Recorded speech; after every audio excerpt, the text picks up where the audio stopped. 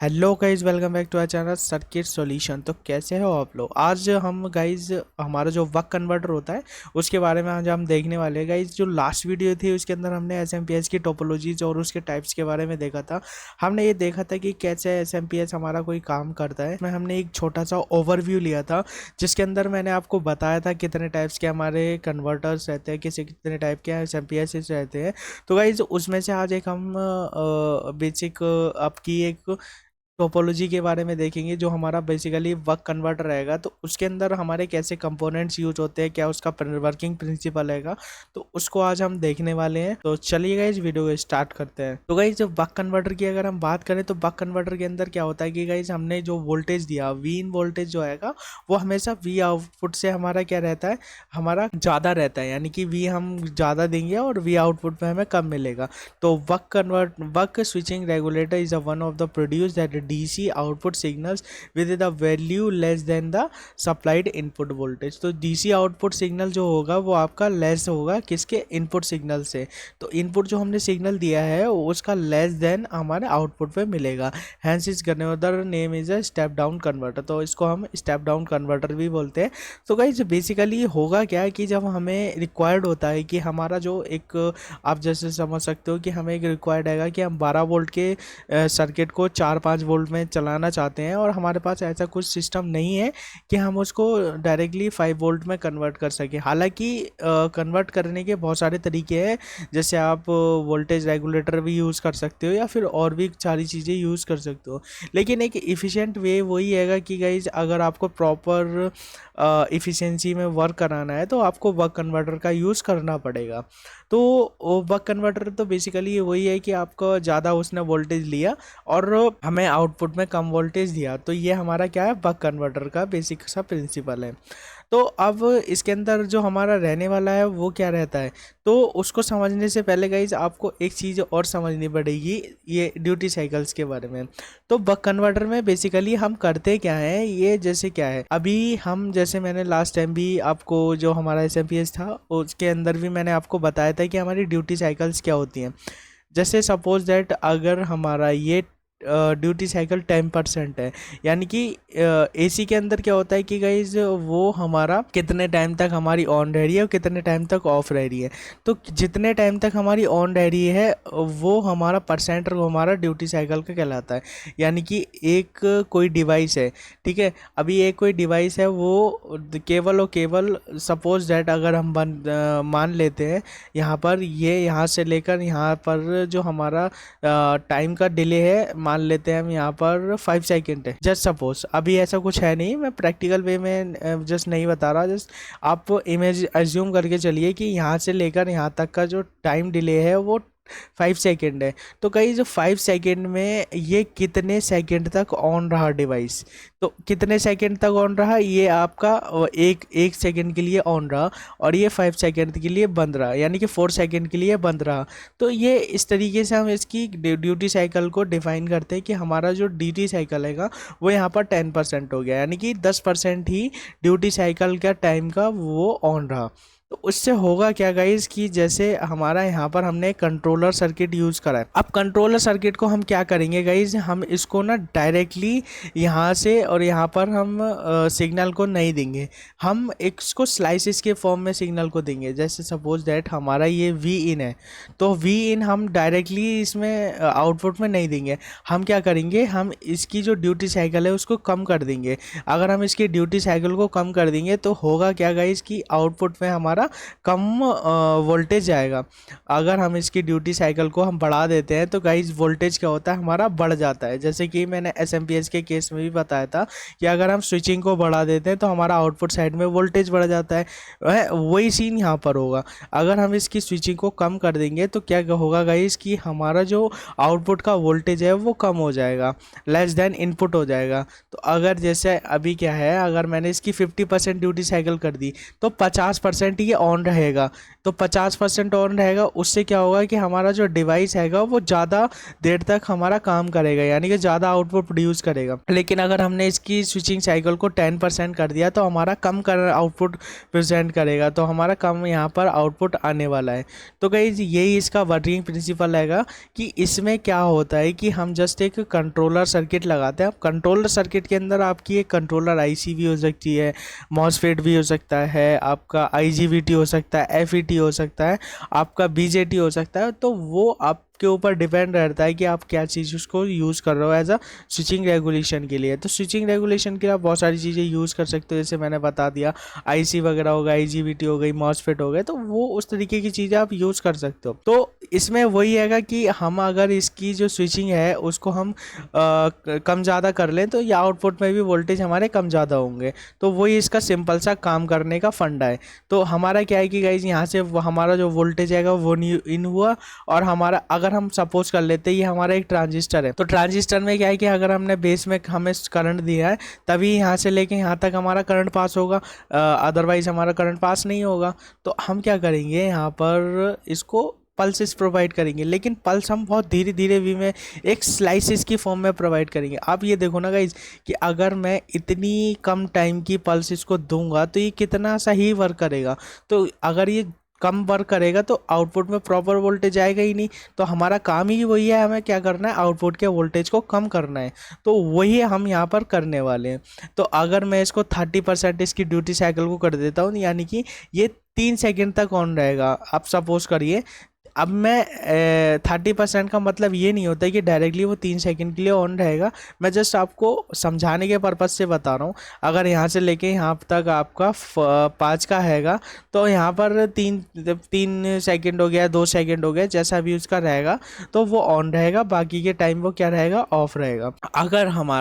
अगर हम इसको 100% कर दें इस ड्यूटी साइकिल को तो क्या होगा, हमारा डिवाइस हमेशा के लिए ऑन ही रहेगा, वो ऑफ होगा ही नहीं। ड्यूटी साइकिल हमारी क्या हो गई, 100% हो गई। या अगर ये 5 सेकेंड है, अगर 5 सेकेंड के लिए ओवरऑल हम इसको क्या करें, हाई रखें। अगर हम इसको हाई रखेंगे 50% की जगह 100% को हाई रखेंगे तो हमारा डिवाइस ऑन ही नहीं होगा। तो यहाँ पर जो हमने वोल्टेज दिया है एज इट इज़ यहाँ पर वोल्टेज चला जाएगा। तो वही हम चीज़ करने वाले हैं। इसको हम डायरेक्टली वोल्टेज नहीं देंगे, यहाँ से लेके यहाँ तक डायरेक्टली वोल्टेज नहीं देंगे, हम इसको स्लाइसेस की फॉर्म में देंगे, यानी कि 10% की फॉर्म में देंगे। अभी मैं आपको इसका प्रैक्टिकल भी करके दिखाऊंगा। मैं ओवरऑल थ्योरी नहीं समझाने वाला, मैं जस्ट प्रैक्टिकल भी करके दिखाऊंगा आपको सिमुलेशन सॉफ्टवेयर के अंदर। अब गाइज इसका काम करने का तरीका क्या है मैं बताता हूँ। तो यहाँ पर सपोज करिए कि हमारी ये 12 वोल्ट की बैटरी है, ठीक है गाइज, और हमारा ये एक मॉसफेट मान लीजिए या फिर बीजेटी मान लीजिए, एफईटी मान लीजिए, कुछ भी मान लीजिए। अभी सपोज मान के चलिए कि हमारा यहाँ पर क्या है, एक सपोज कर लीजिए यहाँ पे एनपीएन ट्रांजिस्टर है, ठीक है, ये ट्रांजिस्टर है। वैसे तो ये मॉसफेट है, मैं मान के चलो ये ट्रांजिस्टर है। और यहाँ पर हमने क्या करा है, यहाँ पर हमने एक स्विचिंग आईसी लगाई है। तो स्विचिंग आईसी जैसे ही हमारी इसको क्या करेगी, ऑन ऑफ करेगी। अब यहाँ से यहाँ पर जाने के लिए इसको क्या चाहिए, इसको चाहिए कि हमारे बेस पे कुछ हमें इसको पल्स मिले। अगर हम बेस पे इसको पल्स नहीं देंगे तो यहाँ से यहाँ पर जो हमारा करंट आएगा वो गाइस पास ही नहीं होगा। तो करंट पास नहीं होगा तो आगे का सर्किट ही नहीं चलेगा।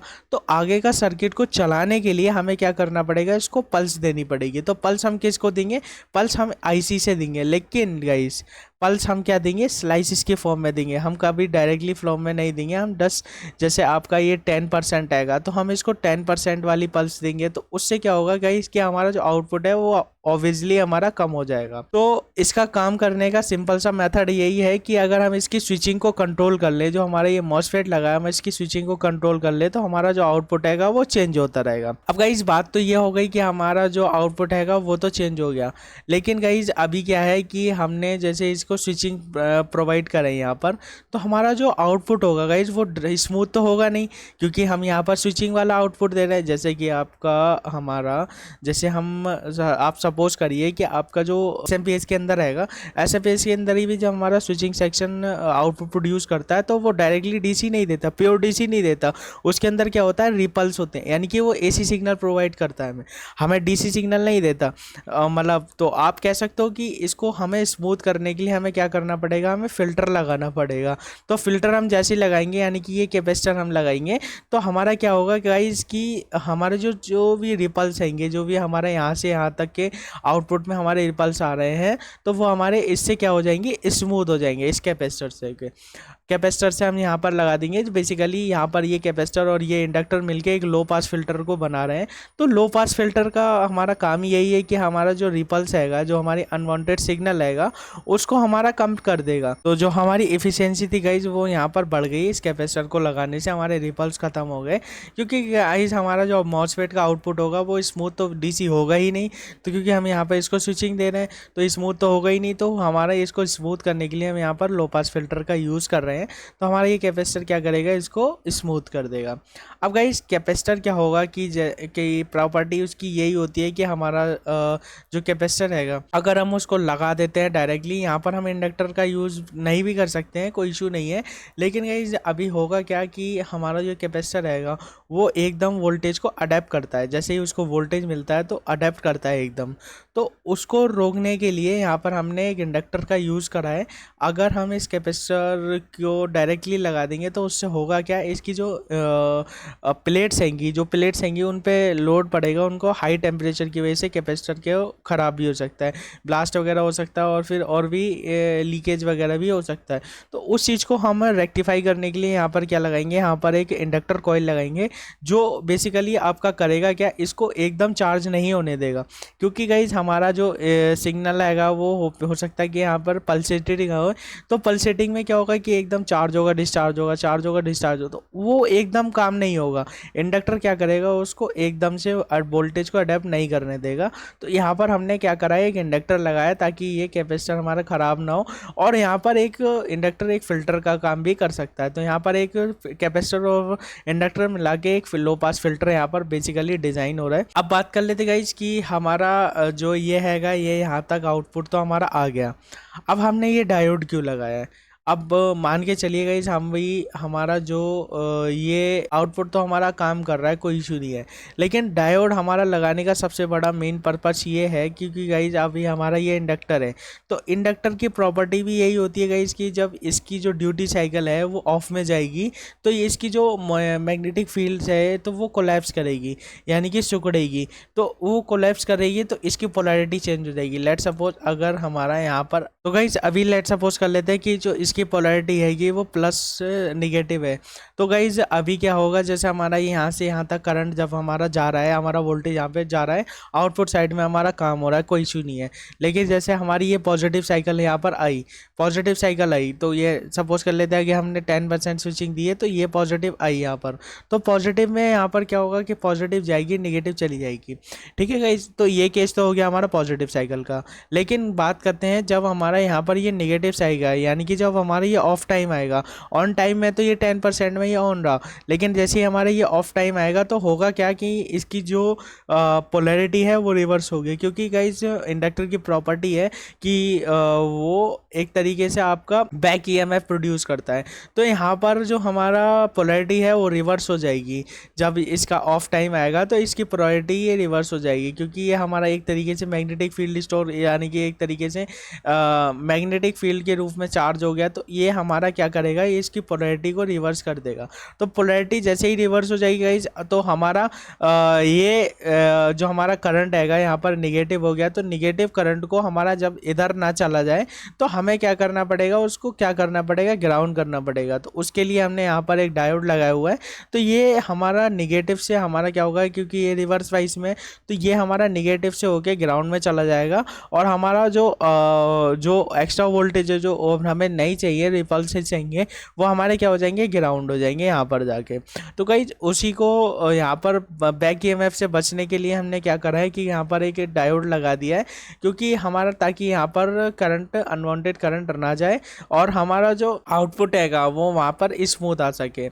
और गाइस ये तो हमारे इंडक्टर की बात हो गई और हमारे डायोड की बात हो गई। अब गाइस बात कर लेते हैं इसके फीडबैक सेक्शन की।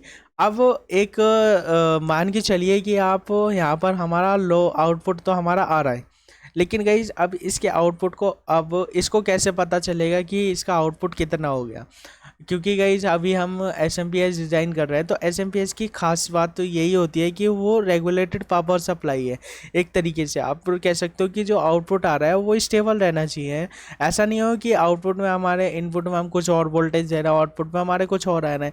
अगर हम इसमें फीडबैक सेक्शन नहीं लगाएंगे तो होगा क्या गाइज कि अगर हमने यहाँ पर 12 वोल्ट दे दिए, तो अभी लेट सपोज मान के चल रहे हैं यहाँ पे आउटपुट में 3 वोल्ट आ रहे हैं, तो हमने 12 वोल्ट इनपुट दे दिए और हमारे आउटपुट में 3 वोल्टेज आ रहे हैं। तो उससे होगा क्या गाइस कि हमारा जो अब जैसे हमारा 3 वोल्ट है तो कोई इशू नहीं है। लेकिन अगर हमने यहाँ पर 10 वोल्ट कर दिए, यहाँ पे 8 वोल्ट कर दिए, तो यहाँ पर आउटपुट चेंज होगा। आउटपुट चेंज होगा तो आउटपुट चेंज होने की वजह से क्या होगा गाइस कि हमारा जो आउटपुट में डिवाइस लगा हुआ है उस पर लोड पड़ेगा, तो एकदम आउटपुट को चेंज होना, क्योंकि वोल्टेज एकदम ड्रॉप हो जाएगा। तो यहाँ पर हो सकता है मे बी 1 वोल्ट आए या फिर 2 वोल्ट आए, इस तरीके के वोल्ट आएंगे।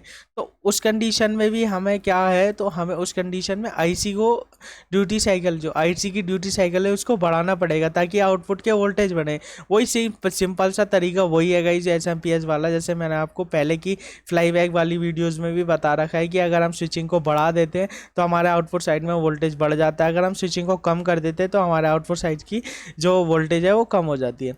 तो अभी फीडबैक सेक्शन हमारा लगाना इसलिए ज़रूरी है कि गाइज हम क्या करेंगे, यहाँ पर इस स्विचिंग को बढ़ा देंगे। अगर जैसे यहाँ पर वोल्टेज हमारा कम हो जाता है यहाँ पर हमने इनपुट कम दिया, तो इनपुट कम देने की वजह से हो सकता है आउटपुट में हमारा वोल्टेज कम जाए। तो आउटपुट में वोल्टेज जैसे ही कम जाएगा, इसको ये फीडबैक सेक्शन इसको इंडिकेट कर देगा कि आप अपनी स्विचिंग को बढ़ा दो क्योंकि आउटपुट में वोल्टेज कम हो गया है।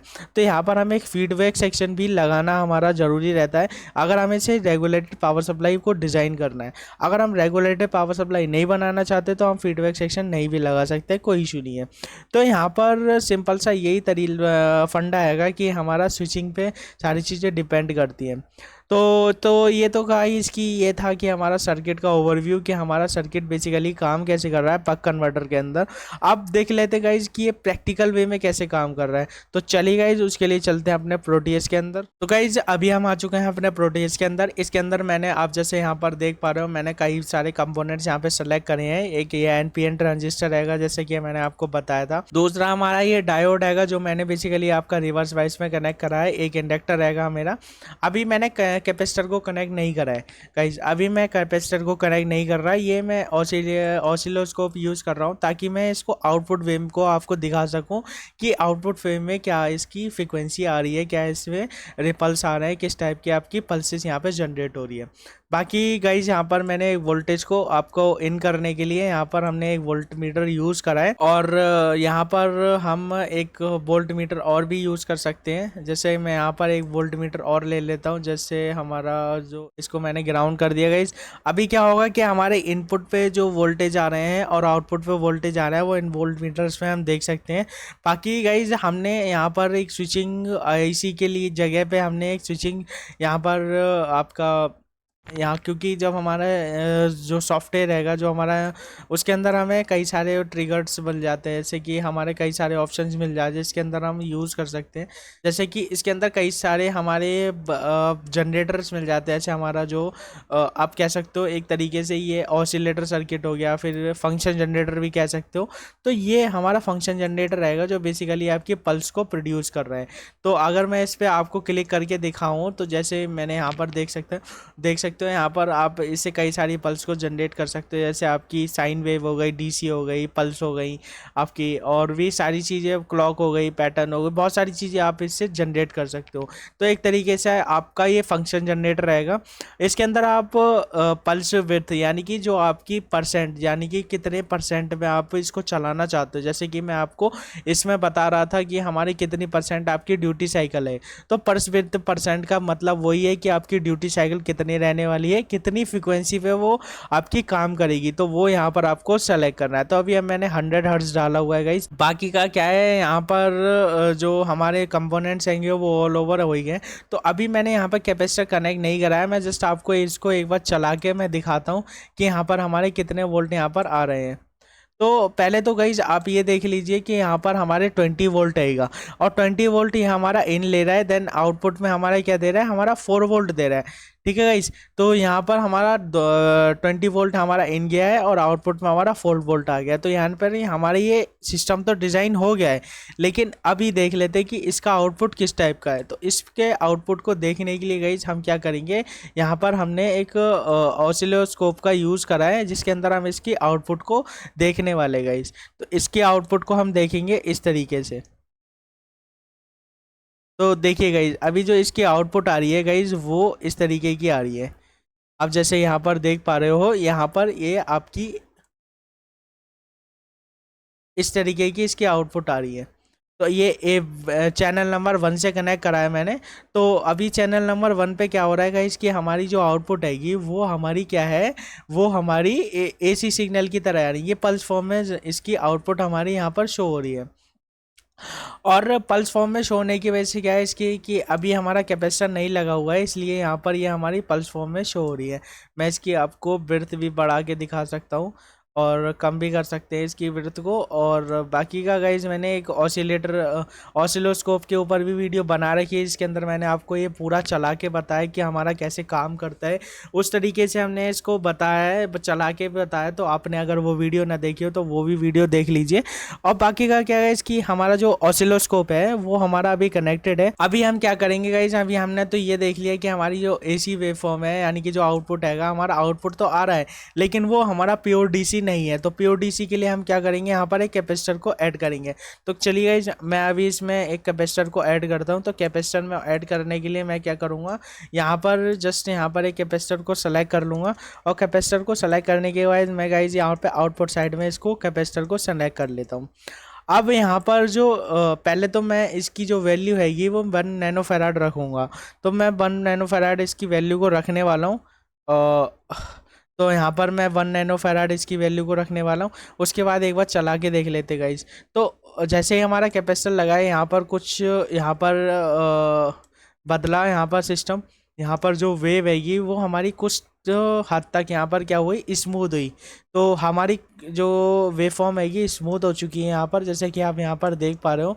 तो मैं यहाँ पर इसको सेट कर लेता हूँ थोड़ा सा। तो गाइस, अभी हमारी जो वेव हैगी वो हमारी स्मूथ तो हो गई है, लेकिन प्रॉब्लम यहाँ पर ये हैगी कि ये प्रॉपर अभी स्मूथ नहीं है। इसके अंदर कुछ रिपल्सेस हमारे अभी भी रह गए हैं। तो वो हमारे रिपल्स कैसे जाएंगे गाइस, उसके लिए हम क्या करेंगे, यहाँ पर इसकी जो कैपेसिटेंस हैगी हम इसको इंक्रीज करेंगे। यहाँ पे 100 नैनो फैराड कर लेता हूँ मैं, सपोज दैट इसको। तो अगर हम इसकी कैपेसिटेंस को इंक्रीज़ कर देंगे तो गाइज इसकी जो रिपल्स हैगी वो हमारी यहाँ पर ख़त्म हो जानी चाहिए। तो रिपल्स को हमारे ख़त्म होने के लिए हमें क्या करना पड़ेगा, उसकी जो आपकी, तो गाइज अभी क्या है, हमने जैसे ही कैपेसिटर की वैल्यू को इंक्रीज़ करा तो हमारी जो रिपल्स हैगी वो हमारी कम हो चुकी है। तो अभी मैं आपको ये चीज़ एक बार और करके दिखाता हूँ। जैसे अभी मैंने 100 नैनो फैराड करा है तो हमारी जो रिपल्स हैगी उसकी वैल्यू को कंप्लीट हो चुकी है, तो ख़त्म हो चुकी है यहाँ पर रिपल्सेस हमारी। तो अब मैं इसको 10 नैनो फैराड कर देता हूँ। तो देखते हैं गाइस क्या होता है फिर यहाँ पर। तो जैसे ही मैंने यहाँ पर 10 नैनो फैराड करा गाइस कि हमारी जो वैल्यू हैगी वो यहाँ पर हमारे रिपल्सेस हैगी वो कम तो हुई है, लेकिन यहाँ पर ख़त्म नहीं हुई है। जैसे कि आप यहाँ पर देख पा रहे हो, यहाँ पर जो रिपल्स हैगी वो अभी भी 10 मतलब आपका कुछ ना कुछ रिपल्स यहाँ पर हमारी दिख रही है। जैसे कि आप यहाँ पर देख पा रहे हो, ये स्मूथ नहीं है यहाँ पर। तो स्मूथ करने के लिए हम क्या करेंगे, इसकी कैपेसिटेंस को बढ़ा देंगे, जिससे क्या होगा, हमारा जो कैपेसिटर की कैपेसिटेंस बढ़ने से हमारा जो इस पल्स आ रही है हमारी, जो प्रॉपर हमारा फिल्टर यहाँ पे सिग्नल को करेगी। तो यहाँ पर मैं इसको स्मूथ कर देता हूँ। तो यहाँ पर जो हमारा जो सही हम सिस्टम हमारा स्मूथ हुआ, तो देखो आप गाइस अब ये पूरी स्मूथ हो चुकी है। तो वही हैगा कि सीन गाइस कि हमारा अगर हमें आउटपुट पे प्रॉपर वोल्टेज चाहिए तो हमें कैपेसिटेंस को भी देखना पड़ेगा। तो ये सारी चीज़ें कैलकुलेशन पे बेस्ड रहती है गाइस। अभी हमारा जो सिग्नल हैगा वैसे कि आप यहाँ पर देख पा रहे हो 20 वोल्ट दिया मैंने, यहाँ पे 4 वोल्ट मिल गया। तो गाइज ये तो हमारा आउटपुट में सिग्नल हो गया, हमारा 4 वोल्ट मिल गया। तो गाइज अभी बात कर लेते हैं इसके आउटपुट वोल्टेज को। अगर हमें कम और ज़्यादा करना है तो हमें क्या करना पड़ेगा। तो हम क्या करेंगे गाइज, यहाँ पर जो हमारा सेकंड है, यानी कि जो हमारी जो पल्स विड्थ है, अगर हम इसको क्या कर देते हैं, यहाँ पर हम इसको अगर 80% कर देते हैं यहाँ पर, और इसकी फ्रिक्वेंसी को हम बढ़ा देते हैं। तो फ्रिक्वेंसी को बढ़ा देंगे और पल्स विड्थ को क्या कर देंगे, हम कम कर देंगे। तो उससे क्या होगा गाइस कि हमारा जो आउटपुट वोल्टेज आएगा वो हमारा कम ज़्यादा होना स्टार्ट हो जाएगा। तो अभी ये 80% पे क्या आ रहा है, 4.47 वोल्ट आ रहा है हमारा, कितना 80% पे। तो गाइज अभी हम इसका क्या करेंगे, हम इसकी ड्यूटी साइकिल को डिक्रीज कर देंगे। 80% से हम इसकी साइकिल को कर देते हैं 10%। तो देखते हैं क्या होगा गाइज। तो देखिए गाइज, जैसे ही हमने इसको 10% करा तो इसके आउटपुट वोल्टेज हमारे 3 पॉइंट समथिंग हो गए, 3.98 के समथिंग हो गए। तो हमारा जो आउटपुट वोल्टेज आएगा वो हमारा यहाँ पर डिक्रीज हो गया। अब क्या करेंगे गाइज, यहाँ पर हमारा जो आउटपुट पल्स है हम इसको बढ़ा देंगे। तो हम इसकी पल्स को बढ़ाएंगे। तो यहाँ पर मैं इसको 30% कर देता हूँ। तो यहाँ पर 30% जैसे ही करूँगा तो इसके आउटपुट वोल्टेज जो आएगी वो हमारे 4 पॉइंट समथिंग यहाँ पर आ जाएंगे। तो 4.35 के समथिंग आ रहे हैं। तो यहाँ पर ये जो हमारा जो सर्किट हैगा वो प्रॉपरली यहाँ पर काम कर रहा है। तो हम जैसे इसकी पल्स को कम ज़्यादा कर रहे हैं, विड्थ को, हमारा ड्यूटी साइकिल को कम ज़्यादा कर रहे हैं, तो हमारे आउटपुट पे वोल्टेज भी कम ज़्यादा हो रहे हैं। गाइज थोड़ा सा यहाँ पर टाइम का डिले का रहता है, क्योंकि गाइज ये सिमुलेशन सॉफ्टवेयर रहेगा। आपका प्रैक्टिकली मतलब इस पे चीज़ें थोड़ी सी लैग करके चलती है। तो बाकी का जब आप इसको फिजिकली करोगे, मैं इसकी आगे की वीडियोज़ भी बनाऊँ, अगर आप कमेंट करते हो तो मैं इसकी प्रैक्टिकल वीडियोस इसको प्रैक्टिकल भी करके दिखाऊंगा कि हम पल्स विड्थ को कम ज़्यादा करके कैसे इसकी जो फ्रीक्वेंसी है उसको देख सकते हैं। बाकी का गाइस कि जो हमारा बक कन्वर्टर का मेन कंसेप्ट हैगा कि हमारा जो बक कन्वर्टर का मेन कंसेप्ट हैगा, जो हमारा आउटपुट हैगा वो कम हो जाना चाहिए एज अ इनपुट। तो हमें उस चीज़ को जो हमारा, तो वो हमने देख लिया कि हम कैसे एक बक कन्वर्टर के आउटपुट को हम देख सकते हैं। बाकी का उसके इनपुट आउटपुट को हम कैसे कंट्रोल कर सकते हैं। अगर हम कैपेसिटर वगैरह का यूज़ नहीं करेंगे तो हमारे बक कन्वर्टर में क्या प्रॉब्लम्स हमारी आती है। तो आज की वीडियो हमने ये देखा। तो गाइज इस वीडियो में इतना ही था, मिलते हैं नेक्स्ट में, तब तक के लिए टेक केयर, गुड बाय।